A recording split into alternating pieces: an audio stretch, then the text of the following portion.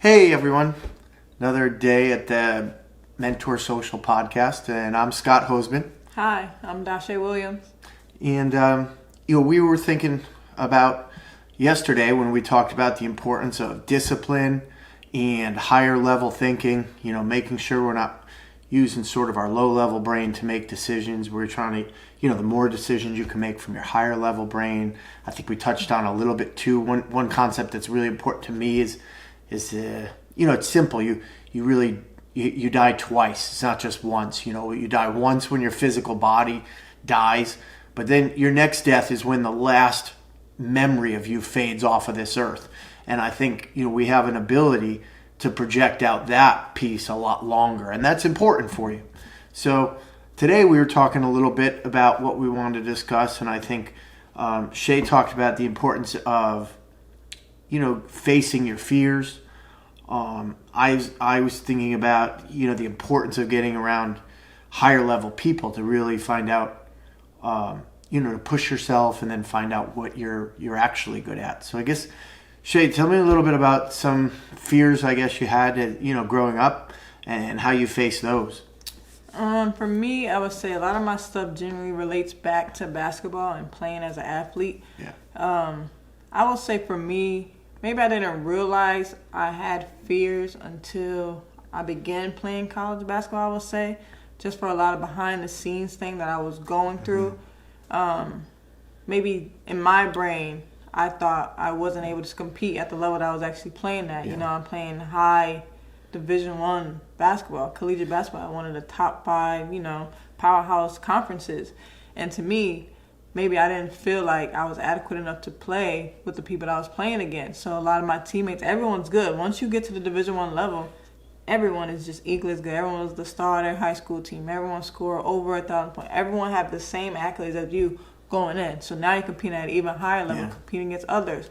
So I didn't realize until one of my coaches said, a lot of people say, they call you a prima donna or you're good from the shoulders down. So everyone thought my head and my mental game, was a little off and all that. So I started to realize it was probably me and my way of thinking and putting myself down. So when I think of facing fears, it's more like you're in your head sort of thing. Like you have to overcome what you think that you're weak at or your negatives. But actually, you're adequate enough. You fit in. You belong where you are. You fit into what you're doing. You are as good as how far your brain thinks you are. So I think just pushing like that boundary and really viewing yourself in a higher level and thinking of yourself as a bigger and better person than you are. Our brain is very powerful. So I think that you can really put yourself down by the way you think. For sure. I guess so. When you played, say, middle school or high school, that you never had any nerves before a game or going out to a game? When was the first time that you ever felt like nerves going into a game? I think at those levels, to me, I kind of compare it. It was more fun.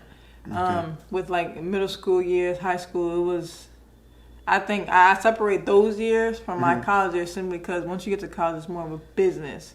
It's really once you're injured, they look at you as nothing. Like you're easily replaceable once you get to those levels. Compared to high school, middle school, it's truly and pure. It's fun. You enjoy the game. It's friends. So that's where I kind of separated even the love for the game. You truly get to the nitty gritty once you are playing at a higher level.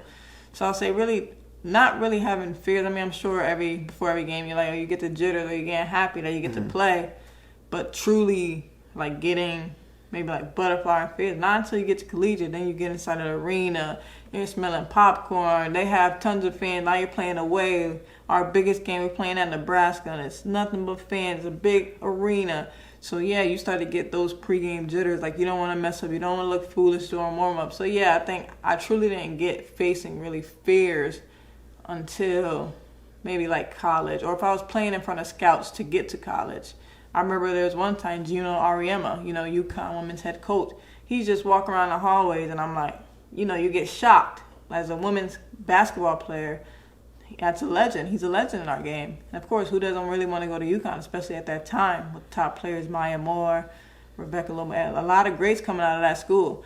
So, I would say a fear, maybe seeing him, you're like, man, is he going to watch my game? Even if it's at the next court, not watching my game, you're like, I hope he looks over, just having that feeling of just pay attention to me sort of thing. So I would say around that.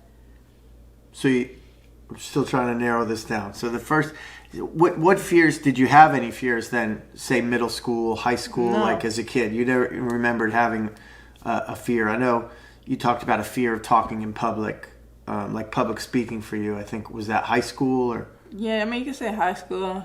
What do you call it, fear? I think my personality played a lot into it, like just being shy in general.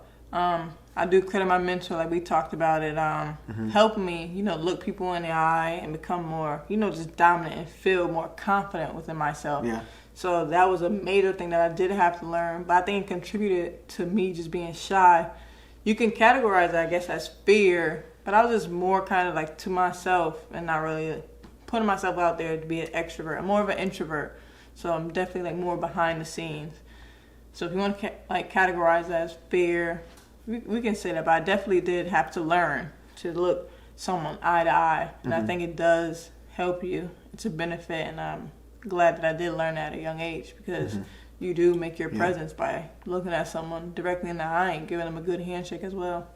So what's a distinct fear you had that you had to overcome? When's a time in your life where something was, you were distinctly nervous to do that, and then you had to face it, and then you got to a point where you could overcome that fear?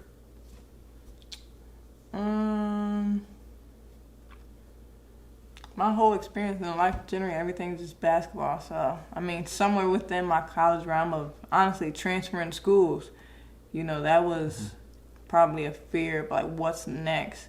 When you decide that you're going to leave a school, there's no offers on the table. So you're kind of going out on a limb that someone else out there is going to recruit you for their team.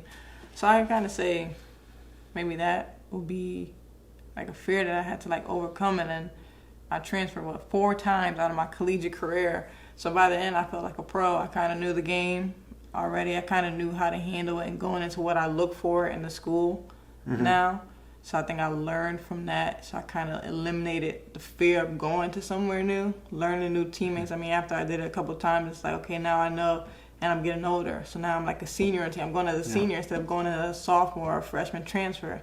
I feel like it's 2 different areas. I kind of know the ropes by your 5th year or 4th year, per se. So basically, the repetition of that, it made it less of a fear. But the first time you had to transfer, you had some fear around it. And then you found through education that you were able to overcome it. Yeah, so I can kind of correlate by thinking of that memory of transferring schools. I can go back to when I left public school in 8th grade, halfway through my 8th grade year, and going to my prep school. That was a huge fear of mine. In my brain, it was a nightmare. I did not want to go to prep school. I'm leaving my friends. I left halfway through the year, so I didn't get to say goodbye to my friends at the public school. So in my brain, I had a complete meltdown. I can say that definitely was a fear, because it's like if you are a new kid and you move to a new town, you're going to a new school, you have to make new friends. That's like the biggest thing. Like I can say, like your teenage years, preteen years, friendships and building those connections. A lot of the people at the school probably knew each other a couple years. Now you're the new kid on the block. So I would say that's a huge probably fear that I had in my middle school years, was that transfer. But I do believe it was the best decision for me, and I'm definitely grateful that I did make that switch. So what did you learn from that and how to face it in the future? If you're out there and you're a young person and you're going from public school to prep school, if you're going to switching colleges, like what would someone take from your lessons so that they could make it a little easier? Honestly, just remain and be yourself. I did not change. I noticed for me personally, I did not change myself. Like I kept the same constant. However I was, but I still was shy like that. But I just maintained myself. I didn't want to change myself to try to fit in with the group of students there.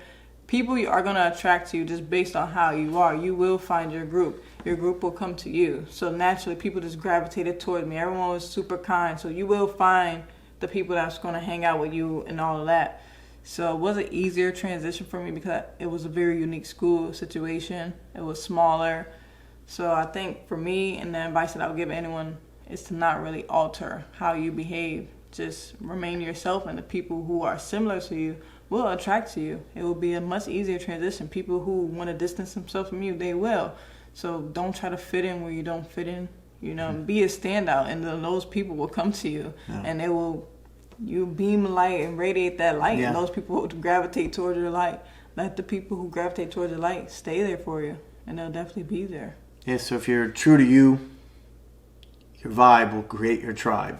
100%. I think that, if I'm taking away from it, if I was putting it into one sentence, the thing is, as your situation changes around you, stay true to yourself, which I guess there'd be a learning lesson there, because you kind of have to find who you are and make sure you're not, being a different way from yourself to fit in where you are. You have to kind of find that, like, who your true identity is. And then and if you stay to that true identity in every place that you go, then you'll be comfortable. So I guess that would reduce the fear, because you know yourself. Yeah, I mean, definitely in your younger years, I think your identity changes. Like, you find more what you're into, you find more. So definitely altered. You're not just going to be the same person from elementary, third grade to freshman year. You're gonna find out what you like. Maybe you don't play sports, maybe you do play sports, maybe you're into arts. You're gonna pick and choose, go back and forth. No, I don't like arts anymore. No, I'm not really a sports person in high school now. It's getting too serious for me. Like, a lot of stuff is gonna change, but what I mean is just like your core values, who you are, like, deep down within. But a lot of stuff is gonna change. So you really, I think, don't know who you are until like college. You have to go through stuff to really find out who you are, and like the group that you get along with. It's definitely a learning process, adjustment. Nothing is just straight, flat line. Like, it's going to be, we're here. It's all over the place. So throughout life, there's going to be so many twists and turns. But, just stay true to you. That's what I can say deep down. Yeah, that sounds great. I think that's good advice for anybody in any kind of a situation as it changes. For sure. I know there was a topic that you want to talk about today. You want to bring that in? Yeah. I just really wanted to talk about the idea of the importance of, making sure you put yourself around people of excellence. Because I think, a good example, I guess, even with your basketball, if you're playing with everyone at the park and you're the best person at the park, you might think you're a good shooter, you think you're a good dribbler, you think everything you do on the court, you're great at it. And then you go play in a professional league and you find out around a group of professionals, actually, I'm only a good shooter, because the really good dribblers, that's, you start identifying people. So for me, I think, I recently went back to school for my mba, and it was great. I've always been, I think, a good business person, and being around in a group of people that are just exceptional. It was this, an executive level MBA. So everyone there has an executive level job. They've been in the industry for quite some time, and was exceptional in different areas. And being in a group of 26 people like that, you start to see, I thought I'm great with numbers. And then, I see a couple friends there that I'm like, okay, I'm actually not great at all. They are exceptional. So it really was a good reflection for myself to start to find. But then they say, hey, you're in a group of highly successful people. They say, okay, you're a good at presenting, you're good at strategy. You start to know, okay, where you actually are good, and areas that maybe it doesn't mean you're horrible. You're just not the exceptional level they are, but you know what exceptional looks like to go find them later, to get help, to go, and what that looks like even for yourself if I wanted to get there. So I think it's just really important, especially for people that feel exceptional in whatever they're going for. You might be a nurse, you might be a doctor, you might be a reporter, you might be a basketball player, whatever it is. Start hunting down higher and higher level groups to infuse yourself in, and then start to find where do you fit in exceptional level groups where you are exceptional at a talent. I think that's a really key piece, and the sooner you can do that, I think the more successful you'll be, because you can lean on your talents that you're exceptional at. I know there's competing philosophies. You'll see some folks talk about, focusing on their deficiencies and raising those up. I think more of the research goes with the idea that, you should go and lean into your talents that you're exceptional at. It doesn't mean avoid things that you aren't the best at, but it does mean that maybe you might be most successful leaning into what you just have a natural gift for, and then you become better and better and refine that special gift. And you can find that, I think, earlier on. Does that make sense? Yes.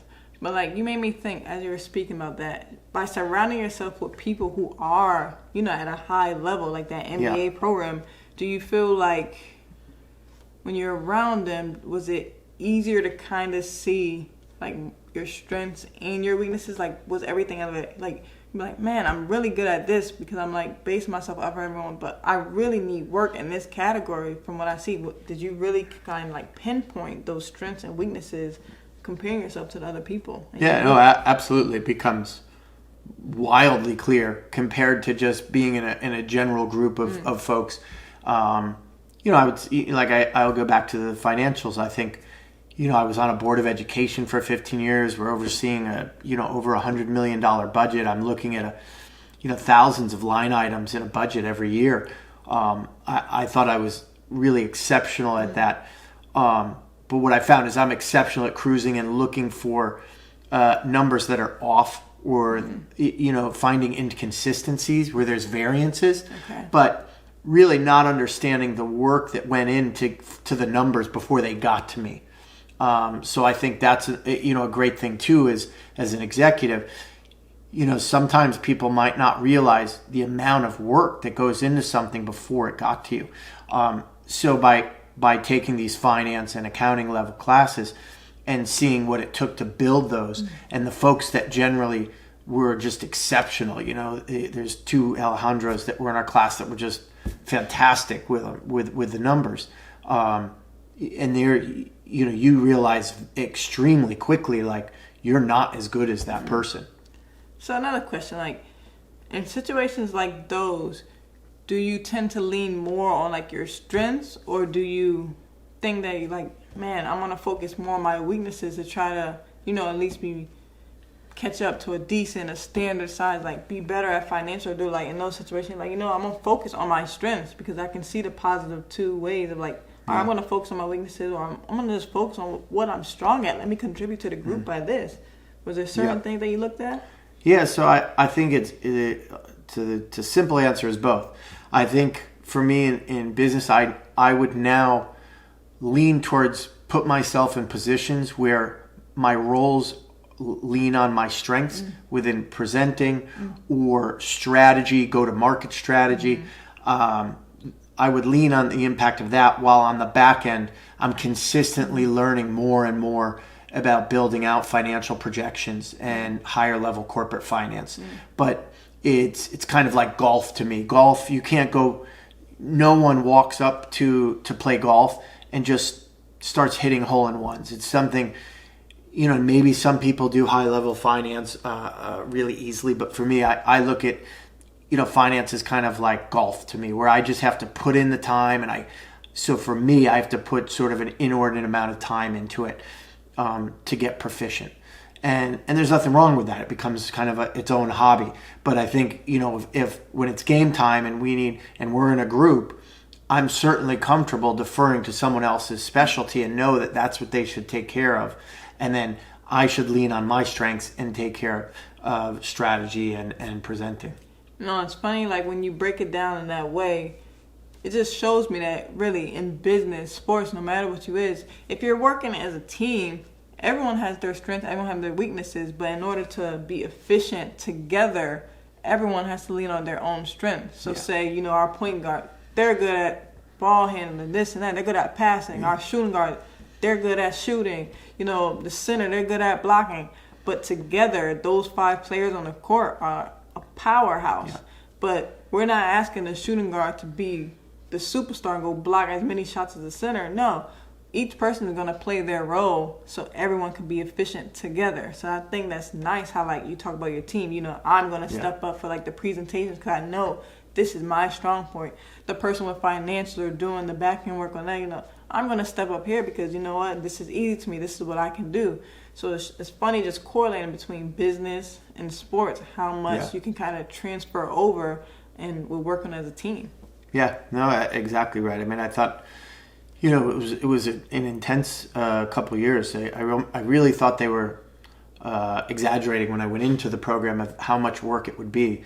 And then you get there and you're like, okay, it really was, 4 hours a day of work with a lot of projects. And I couldn't recommend the program higher. I mean, the executive MBA program at FIU was amazing. And I think largely due to that was our group. Like you talked about it, I guess it's like being on one of those dream teams. Like you just got lucky. You got into it where the diversity within the group was almost as if they handpicked each of the different people to put together this sort of magic group that everything we took on. I wish I owned a company where I could take all of us and that was the company, because I've never seen a group that large work so seamlessly on different tasks. So like you said, people would know, okay, John is project manager, Alejandro's going to do, these finance numbers, Alvaro's going to put it in the Excel spreadsheet, Scott might present it, Dan might present it, like everyone, say we need a legal opinion, that's Florencia. Like there were so many different skills that it was literally handpicked. So it was really nice to see how well a team could go together and work as long as they have the diversity in skill sets. Oh, that's awesome. Yeah. It's awesome that people can contribute in so many different ways. And that even for you, you value what they can do, at the time, because together, it's like putting the puzzle together, putting those pieces together, and then it comes out at the end and you have a beautiful masterpiece. So I think it's definitely needed.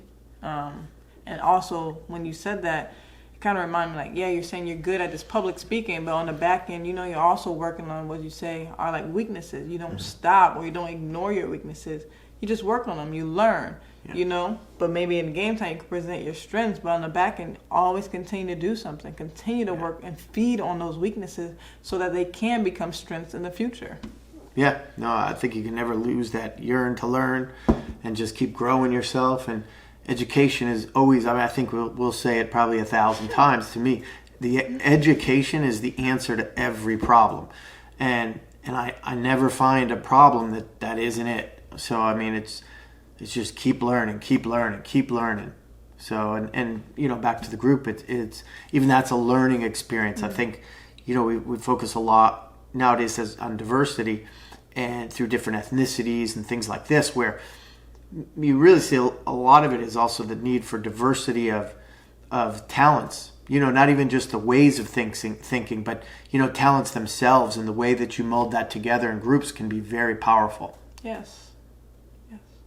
So I think we're at our time now. I think we talked about a lot about facing your fears, and I thought the biggest thing I took away from you with that is no matter what is, situations change, and you found yourself in a lot of changing situations, and the way that you overcame any fear was finding yourself and being true to yourself at each of those locations, so that now the people that were your sort of tribe or your vibe sort of would come to you, and then that would become its own comfortable place.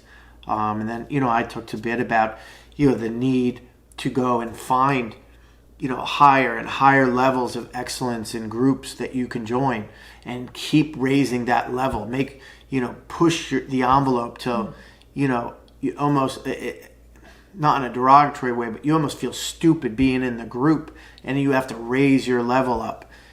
Be around excellence, and then learn and raise yourself, and then refine the point of finding out, what are you truly exceptional at, and being able to lean into that. So I think we covered a bit today, and another good day, and look forward to talking to everyone again. Thank you.